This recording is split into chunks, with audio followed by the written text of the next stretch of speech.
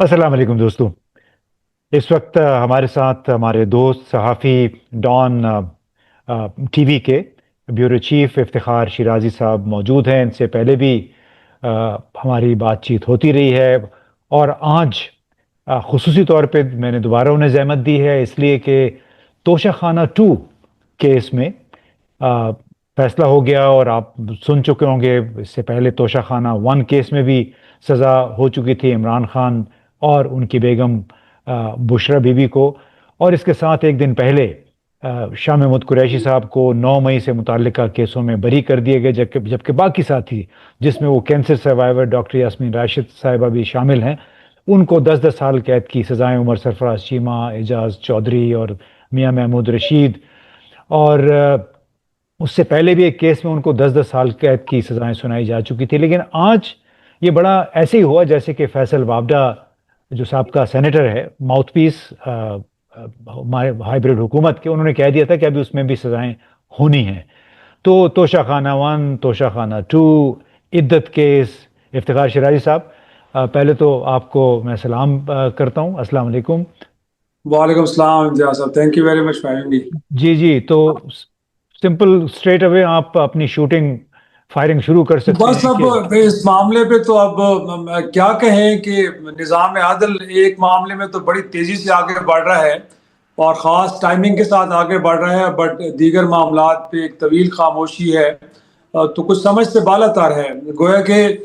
एक तरफ वो शख्स के जिसको पहले एक मुकदमे में कहीं आप 10 साल सजा देते हैं, फिर उसके बाद जब हाई कोर्ट उसमें उनकी जमानत मंजूर कर लेते हैं, उनको जमानत पे रिहा करने का हुक्म देते हैं, तो फिर आपको ख्याल आता है कि नहीं तोशाखाना 2 लेके आते हैं। और उसमें फिर आप देखें कि अब ऐसा क्या है, गोया कि चोरी तो वो एक ही है, लेकिन पहले उस चोरी में आप कहीं उनको 10 साल सजा देते हैं और अब उसको बढ़ा के आपने 17 साल कर दिए हैं। कुछ समझ से बालातर है। और फिर सिर्फ 2 सफ़ात का ये एक फैसला आता है जिसमें वो वजूहात भी हमें नजर नहीं आती, कि जिसमें हम कहें कि अगर इतनी सीरियस पनिशमेंट दी गई है तो क्यों दी गई है। फिर उस शख्स को कि जिसके ऊपर आपने इल्ज़ाम लगाया कि उसने कौमी खजाने को नुकसान पहुंचाया, उस शख्स को अपने हक के दिफा के लिए वो गवाहान पेश करने की इजाज़त नहीं दे रहे। मेरी बुराद उस वक्त के मिलिट्री सेक्रेटरी हैं कि जिनके बारे में वो कहते हैं, फिर कैबिनेट सेक्रेटरी या उनकी बनाई हुई टीम कि जिन्होंने इस तोहफों की कीमत मुकर्रर की, जहां से भी की उन्होंने ओपिनियन ली और की। तो आज वो लोग तो इम्तियाज साहब इस केस में कहीं नजर नहीं आ रहे, लेकिन साबिक वज़ीर-ए-आज़म इमरान खान और उनकी अहलिया को 17-17 बरस के लिए सजा दी गई है। तो अब जाहिर सी बात लगता यही है कि ये केसेस गोया के जिनके अंदर जो बुनियाद बनाई गई थी वो इतनी ठोस तो नहीं है, लेकिन सजाएं बड़ी संगीन किस्म की हैं। फिर हम देख रहे हैं कि पिछले कई माह से इस केस में फैसला महफूज था। तो अगर आपने 2 सफ़हात ही लिखने थे तो मैं तो हैरान हूं कि जज को कई माह क्यों लग गए इस 2 सफ़हात लिखने में, ये फैसला इतने जल्दी क्यों नहीं सुनाया गया। तो बड़े सवालात उठ रहे हैं इसके ऊपर। जाहिर सी बात है जैसे अच्छा, जैसे डिबेट आगे उसमें बढ़ेगी। जी बिल्कुल, आप सवालात तो बहुत ज़्यादा हैं और उनको शायद 2 सफ़े लिखने में भी इतना वक्त इसलिए लगा कि मामला बड़ा भारी जिम्मेदारी है उनके कंधों पे।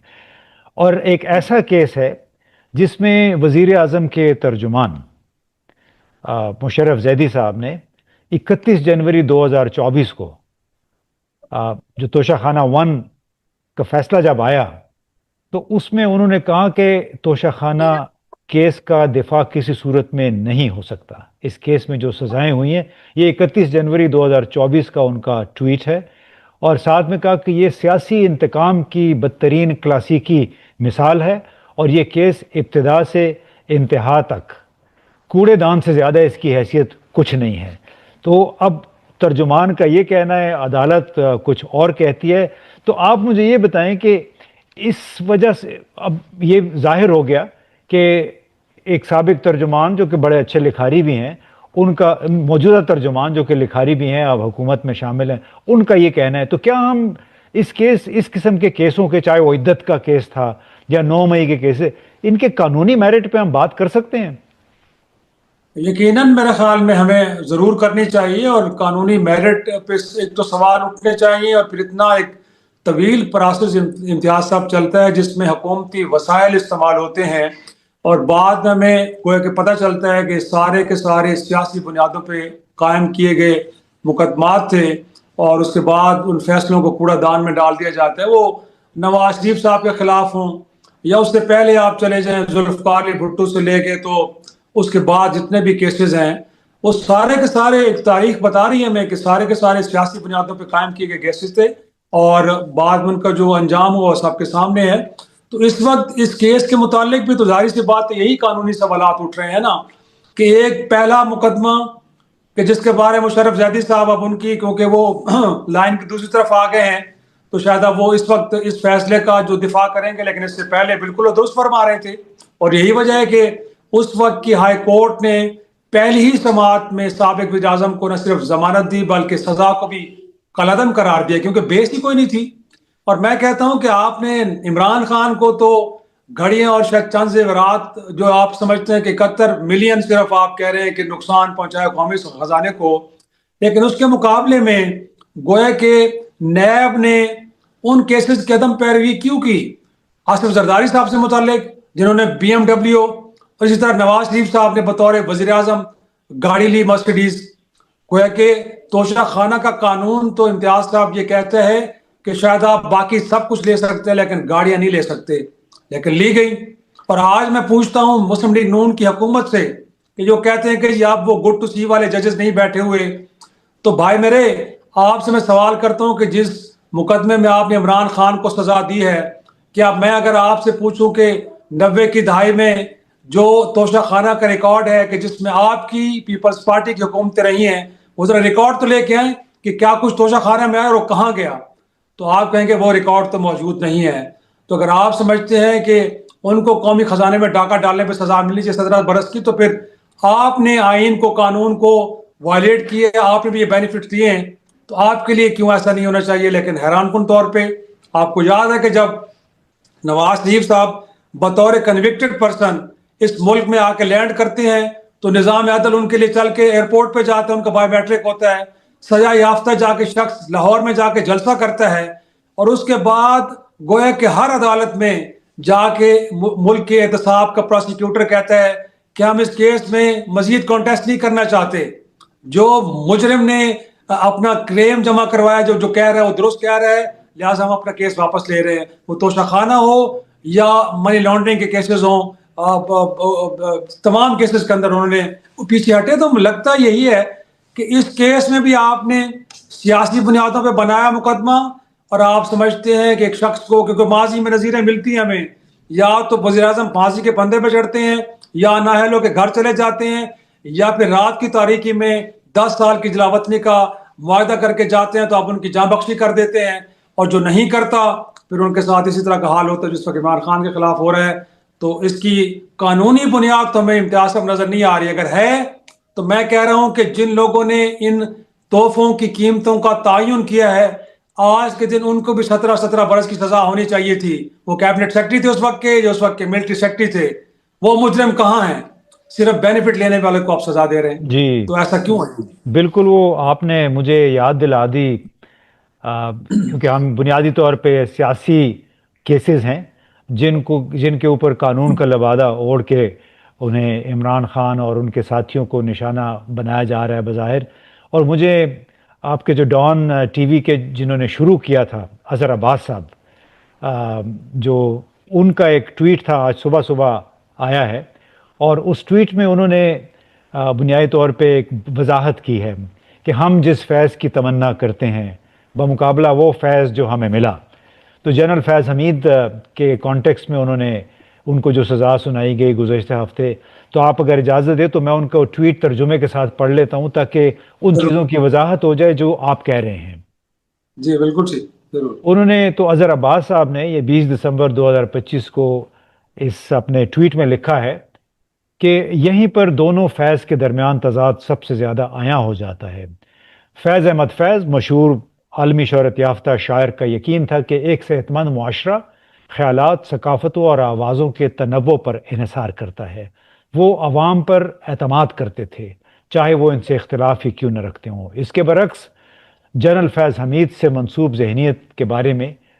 جو گہرے شکوک و شبہات ہیں، یہ اختلاف رائے کو، اب وہ نظام کی بات کر رہے ہیں کہ فیض حمید، جنرل فیض حمید کو جو سزا ہوئی اس کے بارے میں، کہ یہ نظام اختلاف رائے کو بے امنی اور تفاوت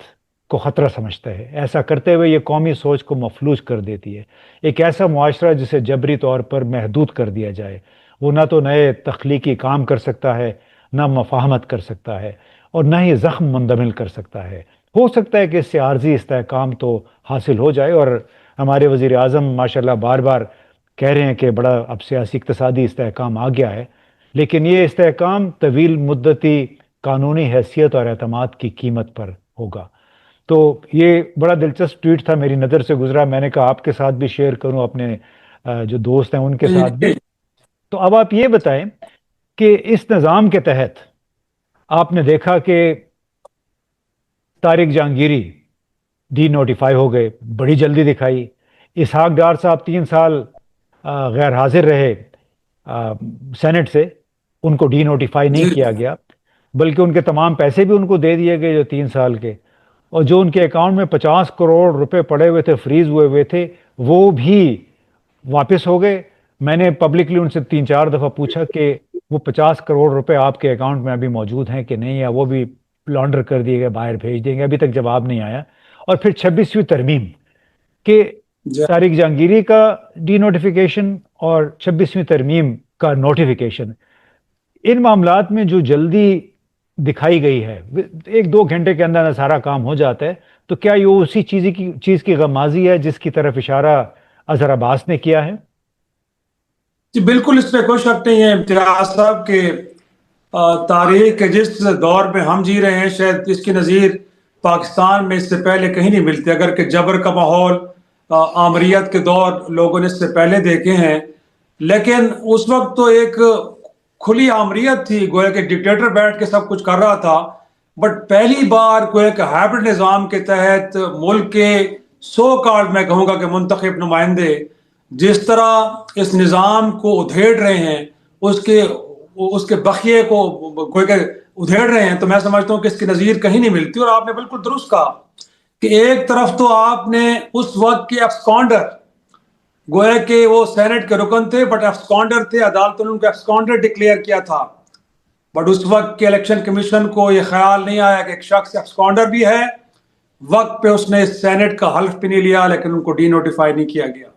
اس کے مقابلے آپ دیکھیں کہ 9 مئی کے مقدمات میں شبلی فراز ہوں، عمر ایوب ہوں، زرتاج گل ہوں، جو نیم اٹ،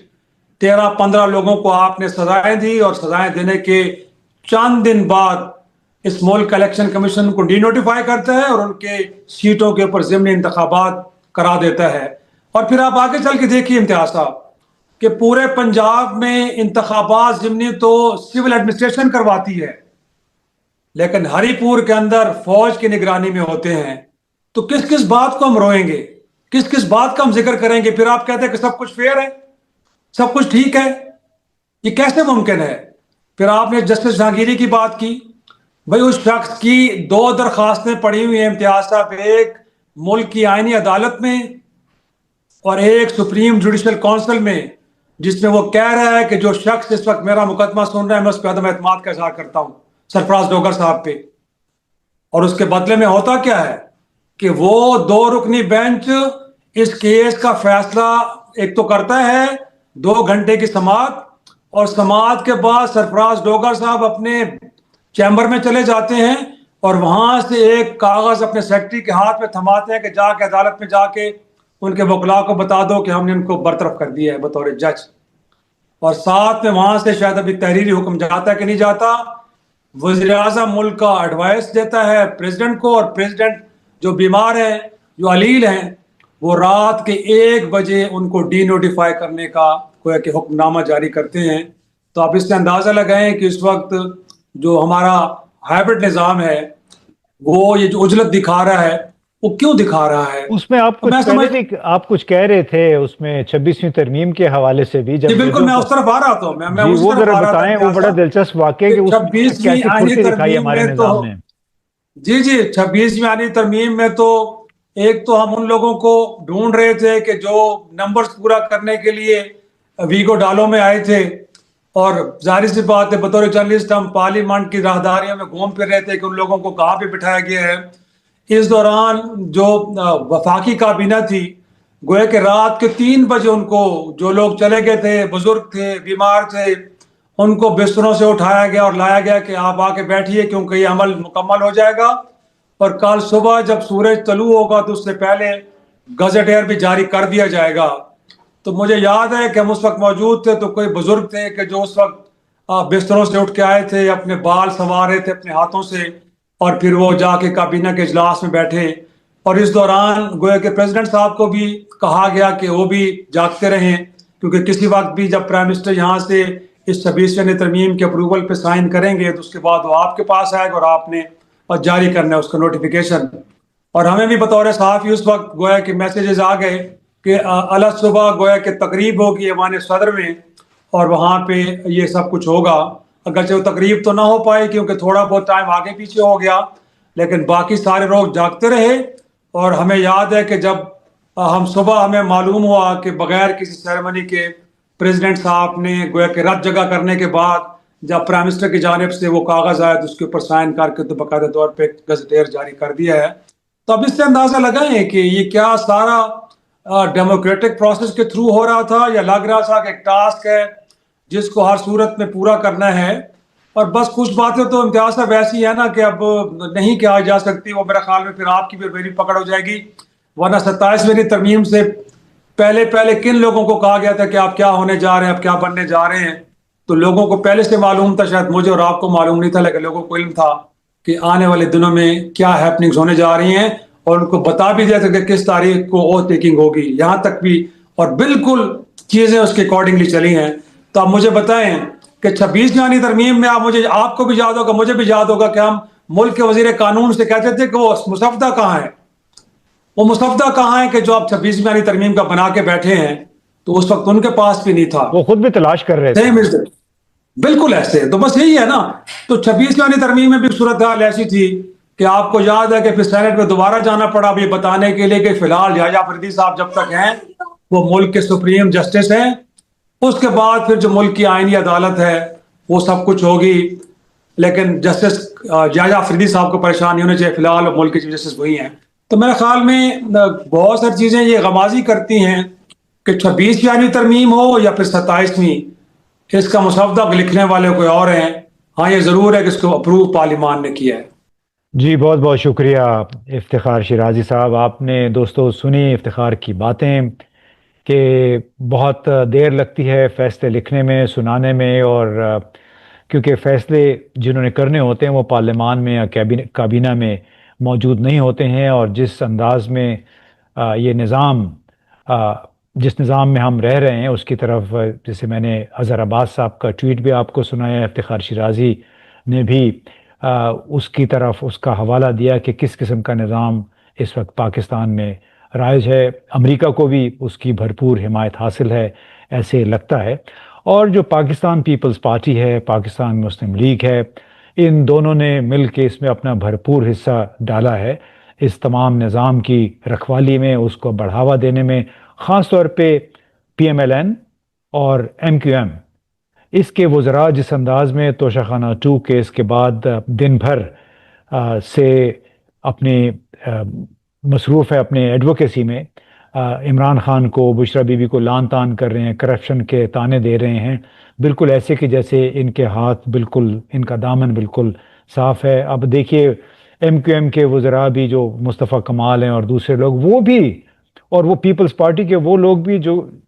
جس صوبے پہ وہ حکمران ہیں وہاں پہ 45% لوگوں کا خیال ہے کہ انتہائی کرپشن ہے، وہ بھی کہہ رہے عمران خان کو کرپٹ قرار دے رہے ہیں، کیونکہ بنیادی طور پہ ایک ایسا کیس ہے جس کی اخلاقی لان تان ہو سکتی ہے، آپ اخلاقی تنقید کر سکتے ہیں، کرمنل قانون کیس اس کے خلاف نہیں بن سکتا ہے، لیکن عمران خان کو 10 سال قید اس میں، اور توشہ خانہ 1 میں بھی 14 سال قید سزا سنائی گئی تھی۔ تو بنیادی طور پہ وہ لوگ جن کے اپنے چھید ہیں بہت سارے، وہ ایک اخلاقی جرم کو قانونی جرم بنا کے لان تان میں مصروف ہیں، اور ظاہر ہے اس سے ایک ہی بات ظاہر ہوتی ہے کہ ان کیسوں کی آئینی قانونی حیثیت کوئی نہیں ہے، بنیادی طور پہ سیاسی کیس ہیں، اور اسی کے لیے آپ نے دیکھا کہ کیس آنے کے بعد ایک وقت میں 4 وزیر ایک ایک ٹی وی پہ 3 2 وزیر جو تھے اپنے تاثرات دے رہے تھے اور ایسے بگل بجا رہے تھے جیسے کوئی بہت بڑا فیصلہ ہو گیا. حالانکہ یہ کیس بالکل اس کی حیثیت ایسی ہی ہے کہ آپ کسی کو پکڑ لیں، گرفتار کر لیں، پھر اپنی مرضی کا جج لگا دیں اور اپنی مرضی کی سزا سنا دیں اور اس کے بعد کہیں کہ تم چور ہو، تم چور ثابت ہو گئے ہو اور قانون کے مطابق تمہیں اب سزا مل رہی ہے. امید ہے باقی باتیں، فیصلہ جو ہے آپ کے لیے آسان ہوگا. آپ خود ہی سمجھ سکتے ہیں کہ ذہنیت کیا ہے ان فیصلوں کے پیچھے، مقصد کیا ہے، اور اللہ کرے کہ اس کا پاکستان کے لیے کوئی برا انجام نہ ہو. بہت بہت شکریہ.